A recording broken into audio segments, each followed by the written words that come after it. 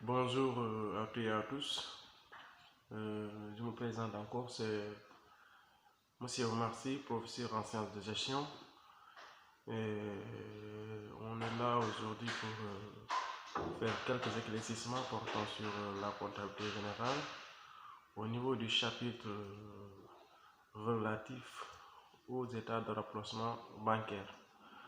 L'état de rapprochement bancaire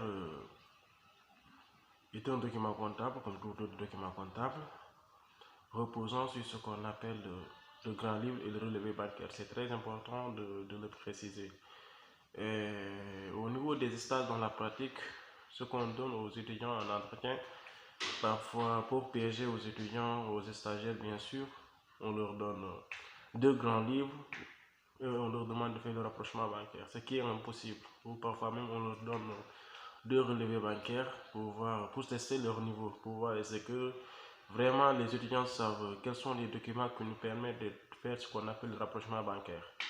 Et toute entreprise aussi, autrement dit toute entité, est appelée à faire le rapprochement bancaire. Autrement dit, à essayer de voir est-ce que les opérations ont été bien enregistrées au niveau de son entité, par son comptable bien sûr, et au niveau de l'entité concernée qu'il a entre autres effectué des opérations. Le relevé bancaire, comme on l'a dit tout à l'heure, là c'est le compte de l'entreprise que la banque a tenu. Et le grand livre, c'est le document aussi que la banque a établi vis-à-vis de son prochain, vis-à-vis de l'entreprise aussi. Oui, pour faire le rapprochement bancaire, comme je l'ai dit tout à l'heure, à la fin de chaque exercice, toute entité doit le faire. Et maintenant, quels sont les outils nécessaires pour le faire, comme on l'a précisé tout à l'heure? Il nous faut impérativement le relevé bancaire et le grand livre. Et d'habitude, on fait le rapprochement bancaire mensuellement à la fin de chaque mois, ou parfois il y a des entreprises qui le font à la fin de chaque trimestre, là il y a des entreprises qui le font à la fin de chaque bimestre ou même parfois annuellement. Et ça dépend toujours de la logique que les entreprises font, de la logique que les entreprises aussi ont opté. Et c'est pourquoi nous, pédagogiquement, on parle de rapprochement bancaire avec un seul État, autrement dit avec dans un seul mois, à la fin du mois, on fait le rapprochement bancaire, et le rapprochement bancaire avec plusieurs États, autrement dit que l'entreprise attend jusqu'à la fin du bimestre ou bien jusqu'à la fin du trimestre pour effectuer ce qu'on appelle le rapprochement bancaire. Et aujourd'hui, on va d'abord appuyer sur ce qu'on appelle en première partie le rapprochement bancaire avec un seul État. Autrement dit, comme par exemple le mois de janvier, du 1er janvier au 31 janvier. Après, on essaie de faire le rapprochement bancaire du mois de janvier pour voir est-ce que les écritures ont été bien enregistrées par le comptable vis-à-vis de l'entreprise et tout. Et comment faire le rapprochement bancaire avec un seul État? Tout d'abord, il faut être prudent, comme le principe de la prudence au niveau de la comptabilité générale, au niveau des conventions des postulats. Là, c'est très important d'être attentionné, d'être prudent, parce que parfois on peut te donner des totaux, des soldes qui sont des soldes erronés. Donc là, ça commence d'abord par le rectifier. Mais tout d'abord, le rapprochement bancaire aussi, c'est les écritures erronées qu'on essaie de rectifier afin d'avoir le solde rectificatif, avant d'avoir aussi les mêmes sommes, les mêmes soldes, même si c'est des signes opposés. Voilà, enregistré par la banque et enregistré par l'entreprise aussi. Voilà. Et comment faire le rapprochement bancaire avec un seul État? Tout d'abord, je vérifie les totaux. Après avoir vérifié le total débit, je vérifie le total crédit. Si on m'a donné au niveau des documents des soldes, je vérifie les soldes, que ce soit sur les débiteurs ou sur les créditeurs, je dois impérativement les vérifier. Après vérification, étant donné qu'on fait le rapprochement bancaire avec un seul État, dans ce cas, j'essaie de faire ce qu'on appelle le pointage. Il y a deux types de pointage. Mais ici, au niveau de rapprochement bancaire avec un seul État, on va faire le pointage croisé. Le pointage croisé, soit on part de la banque au relevé ou même au relevé de la banque. Parfois, il y a des précisions en disant que le relevé ne souffre aucune erreur ou bien le relevé ne présente aucune erreur ou bien la banque ne présente aucune erreur. Ça dépend des documents qu'on vous a donnés. Et bien, là dépend des enregistrements aussi. Et après avoir fait le pointage, là on essaie de reporter les éléments non pointés, autrement dit les éléments enregistrés par la banque mais non enregistrés par le relevé.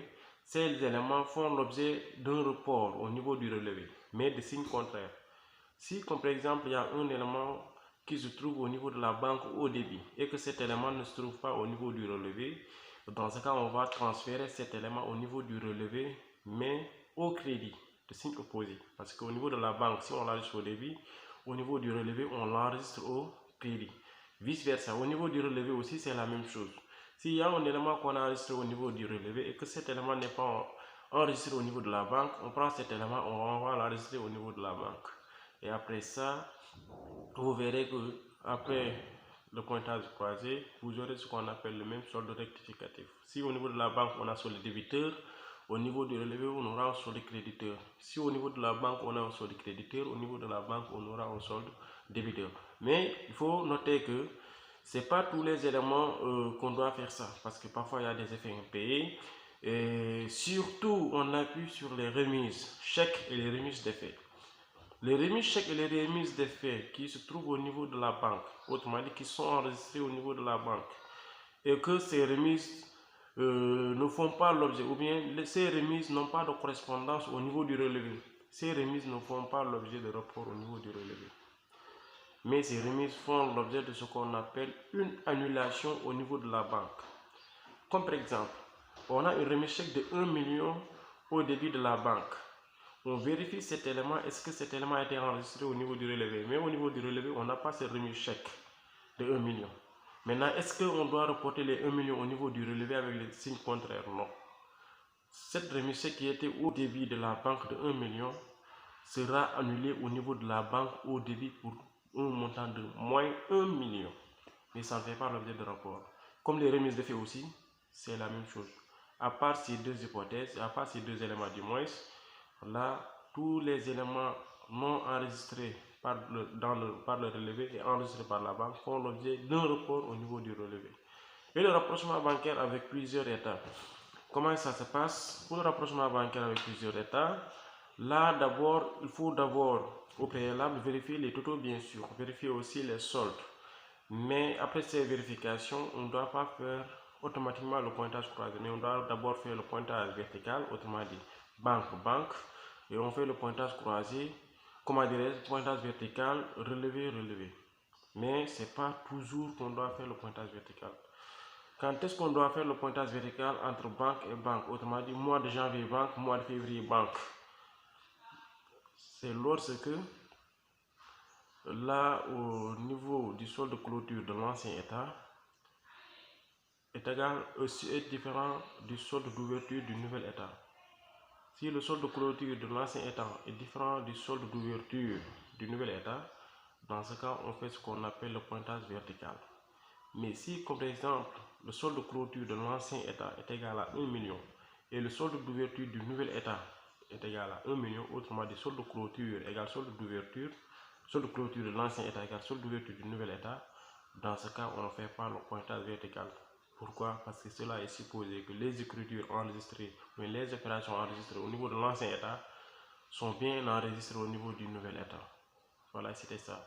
Après avoir fait le pointage vertical, maintenant on va faire le pointage croisé entre les deux nouvelles états.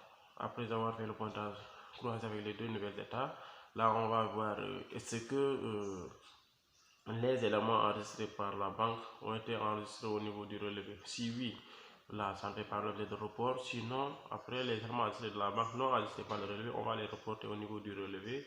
Et les éléments non enregistrés par la banque et enregistrés au relevé, dans ce cas, on va les reporter au niveau de la banque.